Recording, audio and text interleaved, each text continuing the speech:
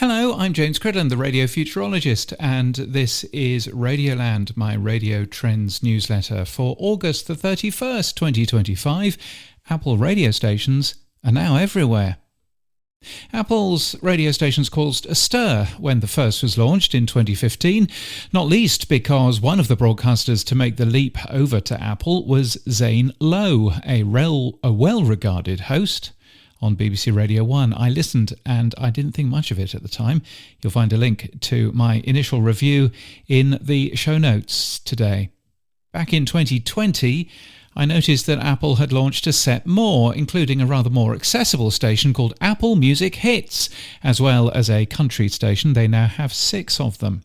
Until now, you've needed an Apple Music subscription to listen, but as of this week, you can now listen to all of them for free, because they're all now available in TuneIn. And this is the first time anyone has been able to listen, I reckon, and TuneIn, for all its flaws, powers almost every radio-connected device out there. So it means that the stations are now available on smart speakers and everything else. I tried using Apple Music for a little bit, and one of the differentiators of the service is, in fact, these radio stations. I enjoyed a great documentary with Paul McCartney talking about his songwriting process, when all I had really searched for was Paul McCartney.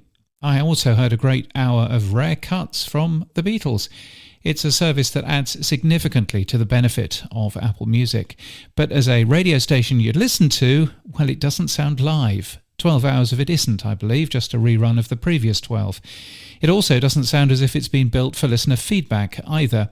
But it's interesting that Apple, of all companies, has realised that it needs to make its radio services as open as possible. Someone, somewhere, has worked out how the music licensing works for this.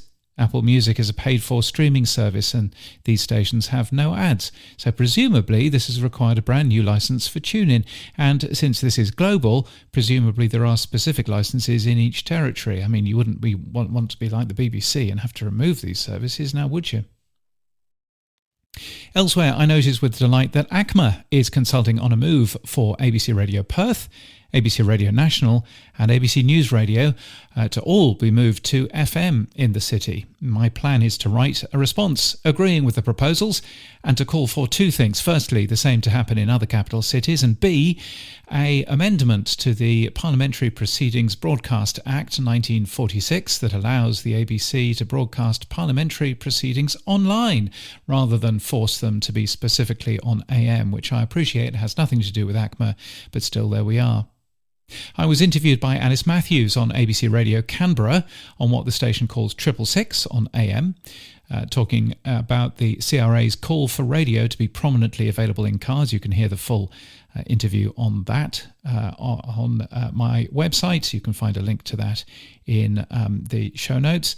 I enjoyed particularly talking about the benefits of DAB Plus for listeners to the station, for the presenter to then reset by telling listeners that this was ABC Radio Canberra on 666 or the ABC Listen app, and on DAB Plus.